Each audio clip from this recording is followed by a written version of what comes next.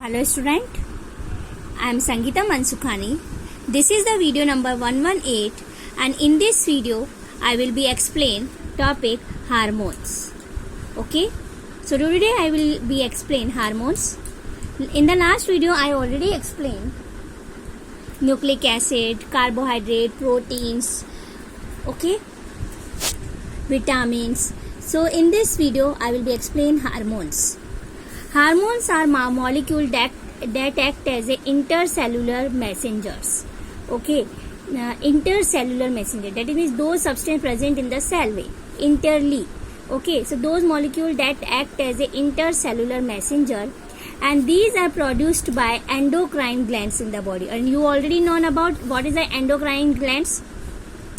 Those glands present in our body and then secrete the juice. Okay, so those hormones are produced by endocrine glands in the body and are poured directly in the bloodstream, which transport them to the site of the action. So in terms of the chemical nature, some of these are steroids like estrogen, androgens, okay, and some are polypeptides, example insulin and endorphins. So some other example amino acid derivatives such as epinephrine and norepinephrine. Okay, so these example of the hormones. Okay, so commonly in the terms of the chemical nature, steroids, example estrogen and androgens, and second example of the chemicals nature in polypeptides like insulin and endorphins, and some other example amino acid derivatives like epinephrine and then norepinephrine. Okay, hormones have several functions in our body and they help to maintain the balance of the biological activity in the body. Okay, maintain the balance of the biological activity in the body. And the role of the insulin keeping the blood glucose level within the narrow limit is an example of this function. And the insulin is released in response to the rapid rise in the blood glucose level. And on the other hand, hormone glucagon tends to increase the glucose level in the blood. So two hormones together regulate the glucose level in the blood, epinephrine and norepinephrine, mediate to respond to the external stimuli. And growth hormone, sex hormone play role in the growth and development. Okay, and other hormone is like thyroxine. Thyroxine produced in the thyroid gland as is an iodinated derivatives of the amino acid tyrosine.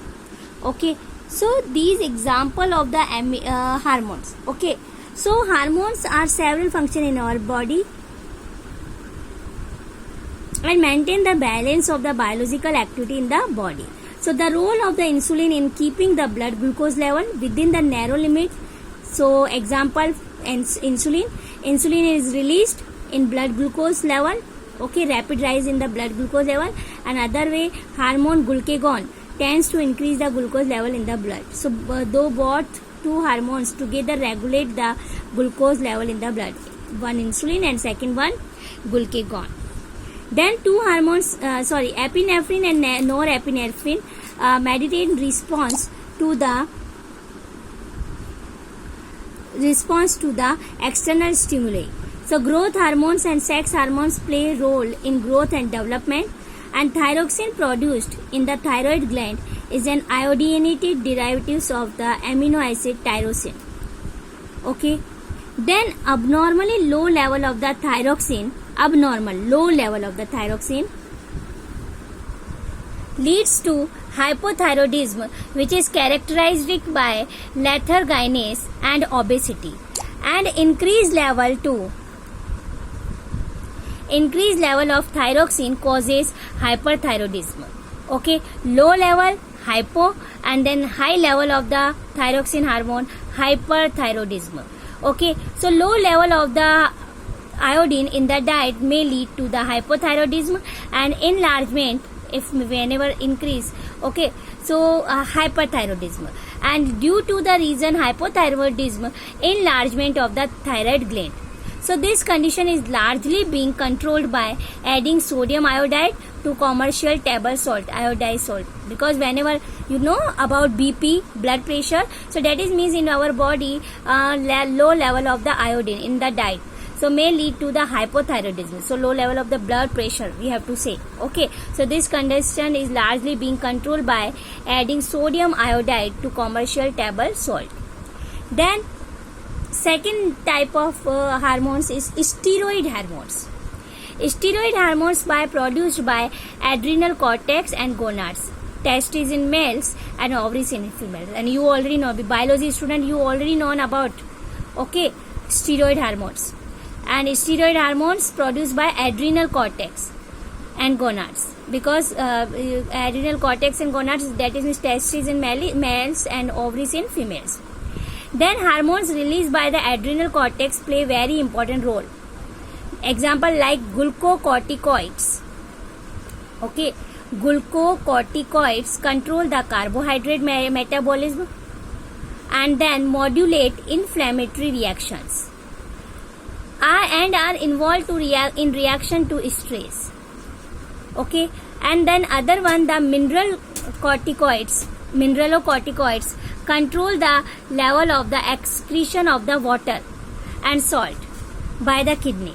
Okay, and then if adrenal cortex does not function properly, then one of the result may be addition disease. Okay, so whenever adrenal gland not work, so which disease create?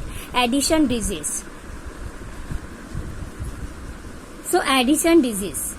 So addition disease characterized by hypoglycemia and weakness and increased susceptibility to stress. That is means hypoglycemia. That is means lack of blood, RBC. Okay, and weakness and increased susceptibility to the stress. That is means increase the stress.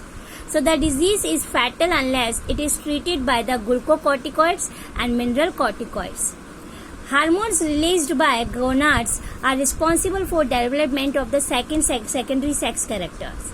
Like say, which hormones released by gonads, like testosterone. This is the major sex hormone produced in the male, and it is the responsible for development of the secondary male characters like deep voice, facial hairs, general physical constitution. And then female sex hormone is estradiol, is the main female sex hormone, and it is responsible for development of the secondary female characteristics and participate in the control of the menstruation cycle. Then other hormone is progesterone. Progesterone is responsible for preparing the uterus for implantation of the fertilized egg. Okay, next is progesterone. It is responsible for preparing the uterus for implantation of the fertilized egg.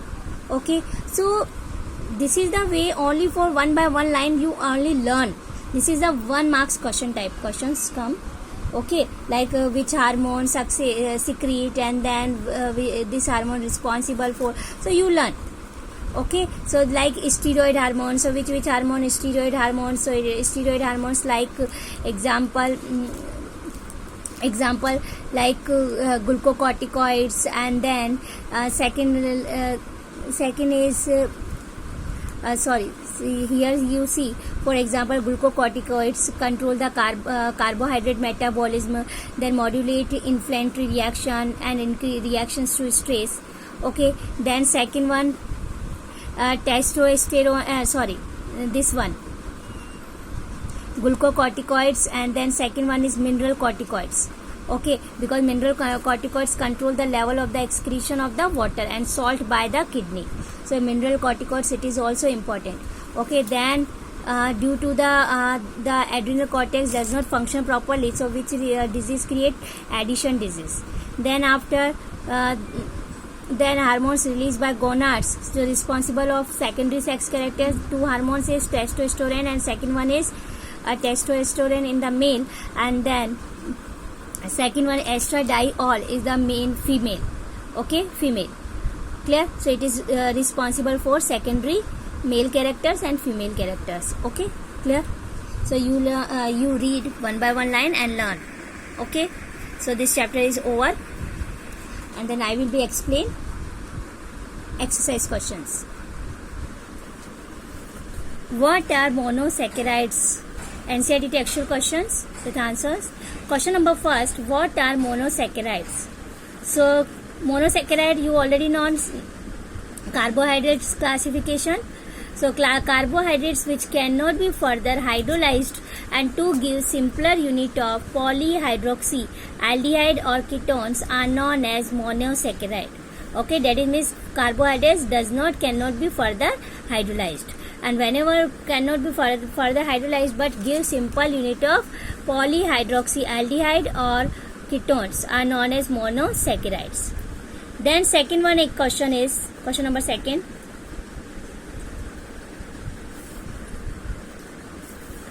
What are reducing sugar? What are reducing sugar? So all those carbohydrates which reduce failing solution and tolerant reagents are called reducing sugar. I already explained reducing sugar, carbohydrates which is represent reaction with failing solution and tolerant reagents, so they are known as reducing sugar. And the structural features which characteristics a reducing sugar is the presence of free aldehyde or ketonic group. Okay, and if no free radical aldehyde or ketonic group, so that are called non-reducing sugar. But reducing sugar have free aldehyde or ketonic group. Okay, and all monosaccharide, whether aldose or ketose, are reducing in nature. Then question number third. Write two main function of the carbohydrates in plants.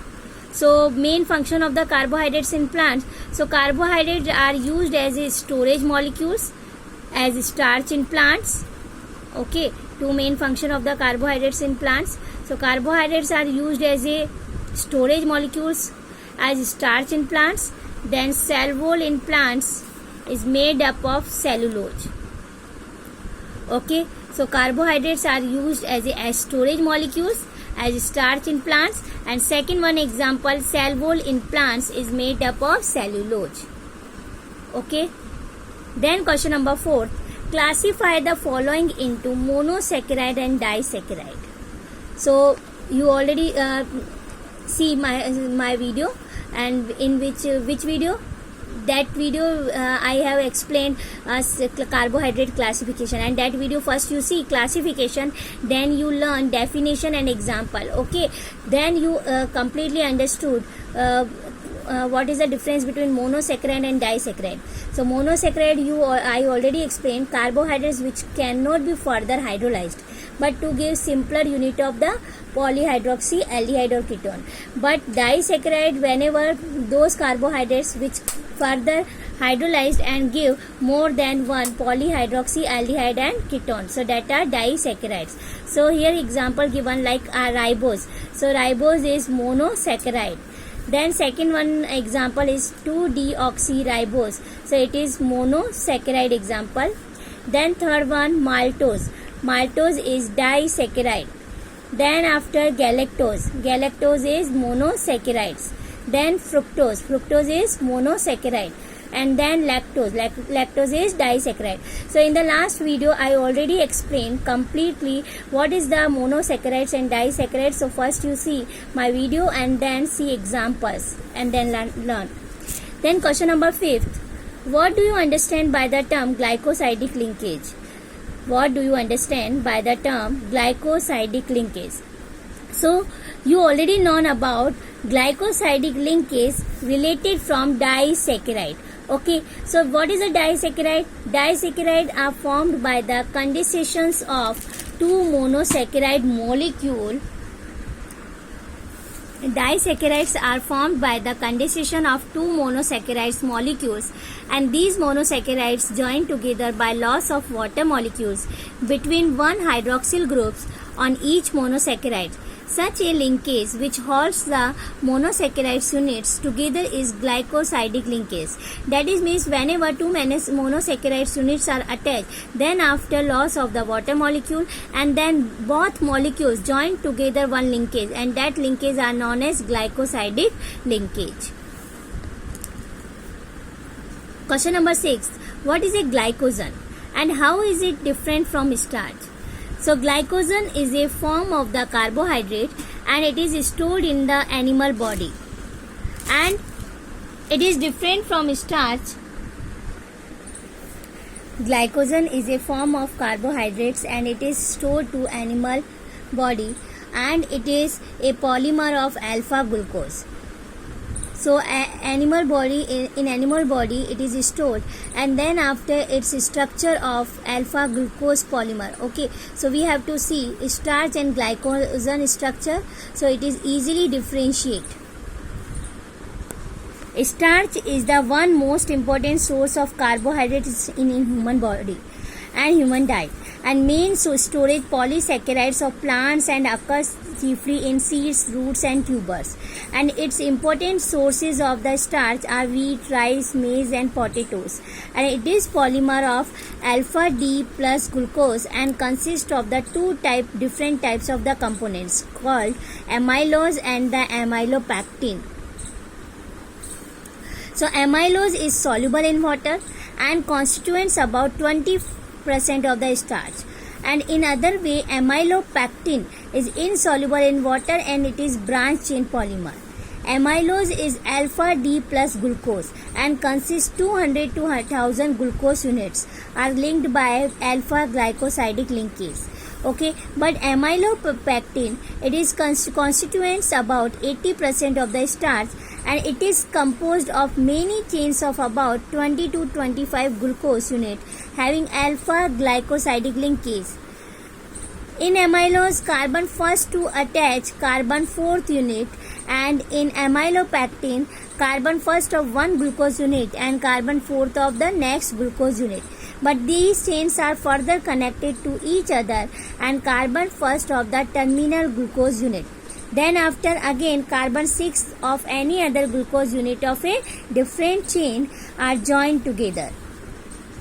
See, amylose, this is the pentose sugar, and then here pentose sugar carbon number first of glucose unit attach of the carbon number fourth of the other glucose unit and with glycosidic bond. This is the amylose, one by one unit attached. Okay, and here oxygen attached. This is the alpha number carbon.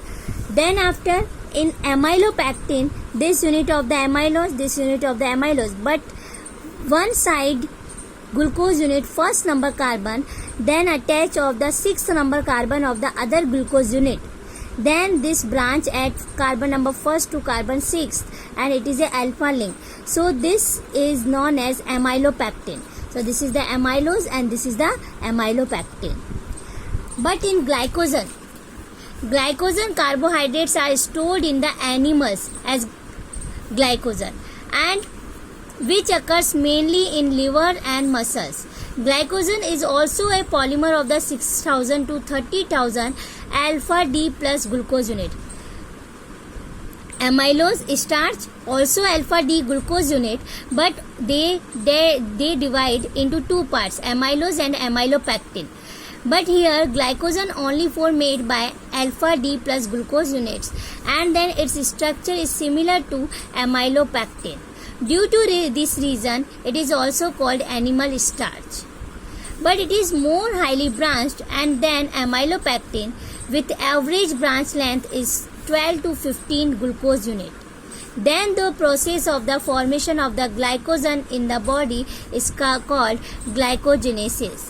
But when the body needs glucose, so it is broken down with the help of the enzyme, and the process is called glycogenolysis. So only for short units of the starch, but whenever maximum units combine together, so the glycogen form. Question number 7. What are the hydrolysis product of first sucrose and second one is lactose? So sucrose on hydrolysis yield equimolar ratio of the D plus glucose at D negative fructose. And lactose on hydrolysis gives D plus glucose and D plus galactose. So both are different in only this way. Sucrose 1 unit is fructose and lactose 1 unit is galactose. So this unit are different, but sucrose similar unit is sucrose and lactose, D plus glucose and D plus glucose, but D negative fructose and D plus galactose is different. Then what is the basic structural difference between starch and cellulose? Okay, this is the same again, this question repeat. So this is your homework. Question number 9. What happens when D-glucose is treated with the following reagent? What happens when D-glucose is treated with the following reagent? First is HI. So D-glucose that is means those glucose in which OH group present on the right hand side. So that is D-glucose. So D-glucose is treated with the following reagent. So D-glucose whenever react with the HI, so gets reduced to the N-hexane. And then a small amount of the 2-iodohexane is also formed. D-glucose gets reduced to the N-hexane whenever react with HI. So a small amount of the 2-iodohexane is formed. Then D-glucose is react with the bromine water. So D-glucose gets oxidized to the D-gluconic acid. Here you see carbon number 1, 2, 3, 4, 5, 6. So first number carbon whenever oxidized, so convert into the acid. So here aldehyde group convert into the acid group. So D-glucose get oxidized to D-gluconic acid when treatment with the bromine water. Then third one is when D-glucose is treated with the HNO3. So whenever react with the nitric acid, so it is also oxidized, and whenever oxidized D-glucose, so aldehyde convert into the dicarboxylic acid, and dicarboxylic acid it is called disaccharide acid. See, first number carbon and sixth number carbon both aldehyde convert into the acid group COOH and then COOH. So it is known as dicarboxylic acid, and we have to say disaccharide acid.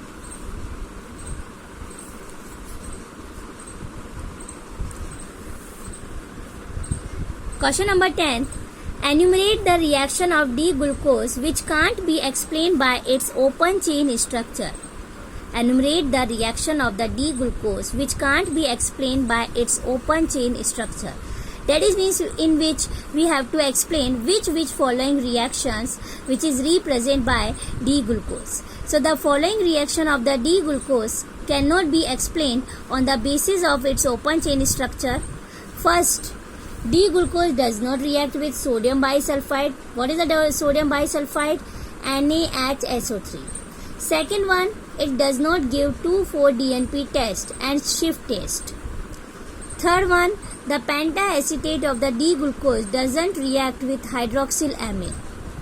Fourth, D-glucose show the phenomena of the Mutter rotation, and that is when its aqueous solution is kept for some time, so its optical activity changes. And fifth, on reaction with 1 mole of the methanol, it yields 2 monomethyl derivatives which are known as methyl alpha D glucoside and methyl beta D glucoside. So on reaction with 1 mole of the methanol, yield 2 monomethyl derivatives are known as methyl alpha D glucoside and second one methyl beta D glucoside. So these reaction of the D glucose which cannot be explained by its open chain structure. So you learn any 4 reaction, okay? Any 4 points. Question number 11. What are essential and non-essential amino acid? And give 2 examples of the each types. So first we have to say what is an amino acid? Amino acid which cannot be synthesized in the body and must be obtained through diet are known as essential amino acid like valine, leucine.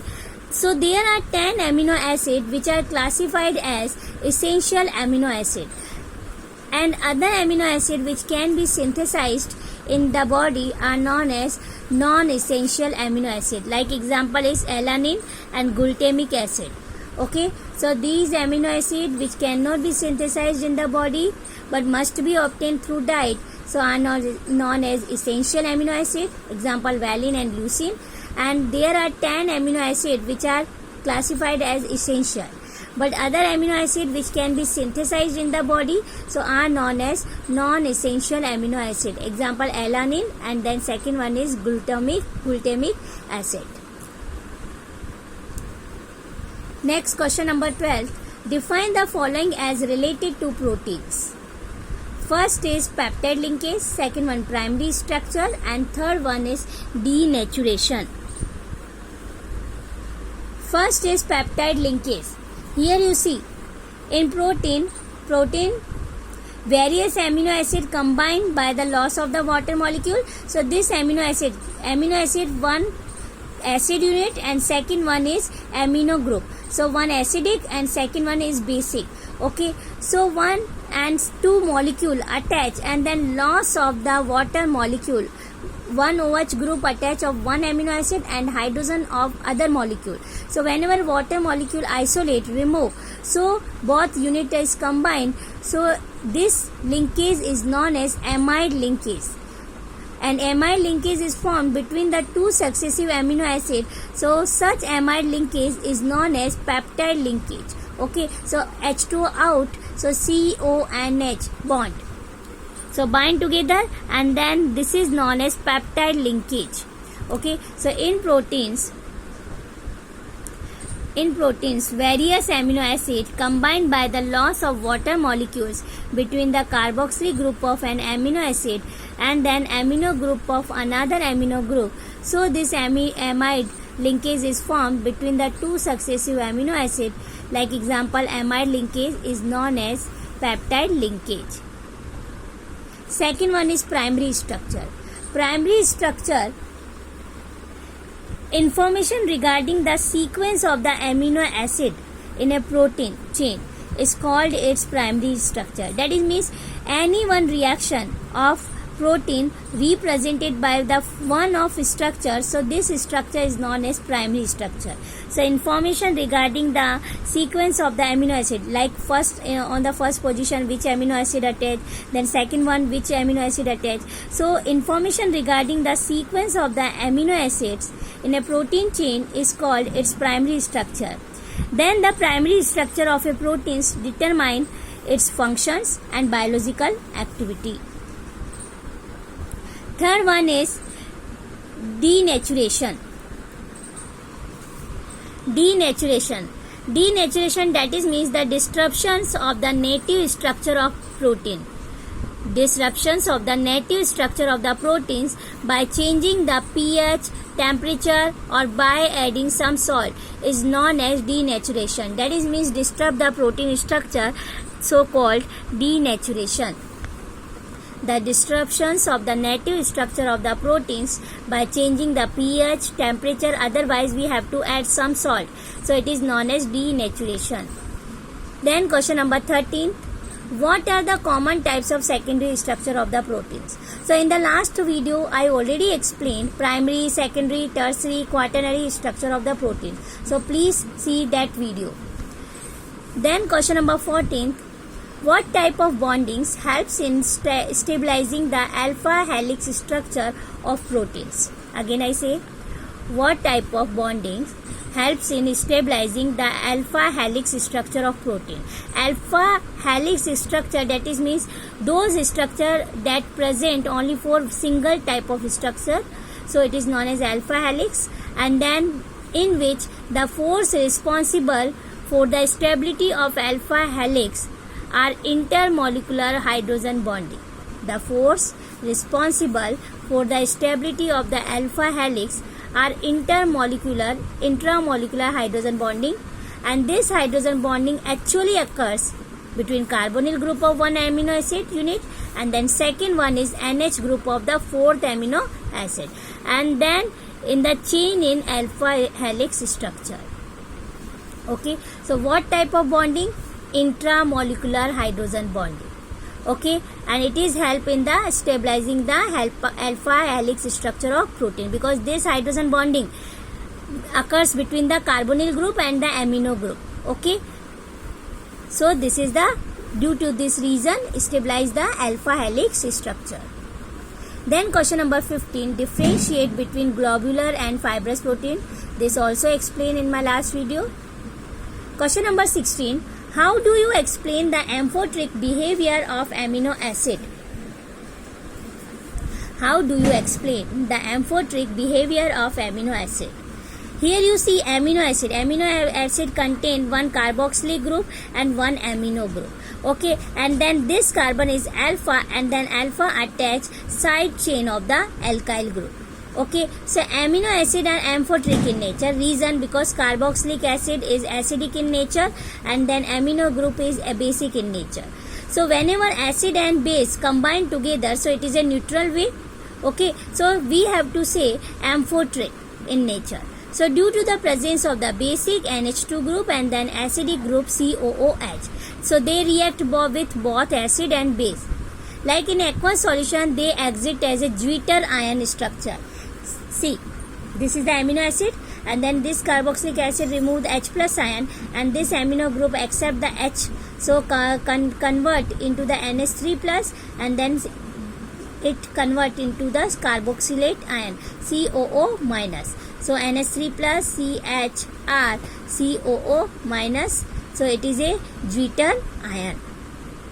So in basic solution, NH3 plus, here you see react with the amino acid, and then here amino acid react with the base. When react with the acid, so this H accept it, and then carboxylic group form. And then in basic solution, lost one H plus ion, so here again convert into the NH2 group, amino group, and this H accept by the OH minus, so water form. So this is the main difference.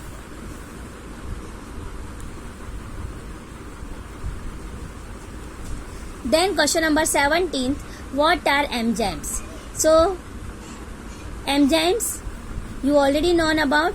Most of the chemical reaction which occur in the living system called biochemical reaction and proceed at very high rates even under very mild condition. For example, biochemical reaction, very powerful catalysts are needed. So these biological catalysts are collectively known as enzymes. Then question number 18, what is the effect of the denaturation on the structure of the proteins? So structure of the protein 3D type, 3-dimensional structure. So gets disturbed by changing the pH, temperature, or by adding some salt. So its structure disturbed, and this disruptions of the native structure of protein is called denaturation. During denaturation, the protein molecules uncoil from an order at the conformation into a more random conformation. So chemically denaturation on the structure of the protein are effect and does not change the primary structure of the protein. It only brings about change in the secondary or tertiary structure. So only effect at the secondary or tertiary structure. Then next question is directly topic wise. See, question number 19. How are vitamin classified? So that is means classification of the vitamin. Then name the vitamin responsible for coagulation of the blood. So which vitamin responsible for coagulation of the blood? Vitamin K. Then this is your homework. Why are vitamin A and vitamin C essential to us? You already know. Vitamin A create disease blindness, and then C create a disease scurvy. So lack of the vitamin A blindness occurs, and then lack of the vitamin C scurvy. So give important sources also given in the table. So you see question number 19, 20, 21 also theoretical type question directly given. What are nucleic acid? 2 important function. Then 22 difference between nucleoside and nucleotide. Then 23 2 strands in DNA are not identical but are complementary. So you already know 2 strands in DNA. Cytosine attached with thymine and guanine. cytosine attached with guanine and thymine attached with adenine. Then important structural and functional difference between DNA and RNA. This is the question number 24. 25th, what difference between different type of the RNA found in the cell. But first you see 19, 20, 21, 22 and 23 and 24. Directly question theoretical given, and already I explained in my last videos. So you please see and then write the answers. Okay, textual exercise question, please write in your notebook because for practice.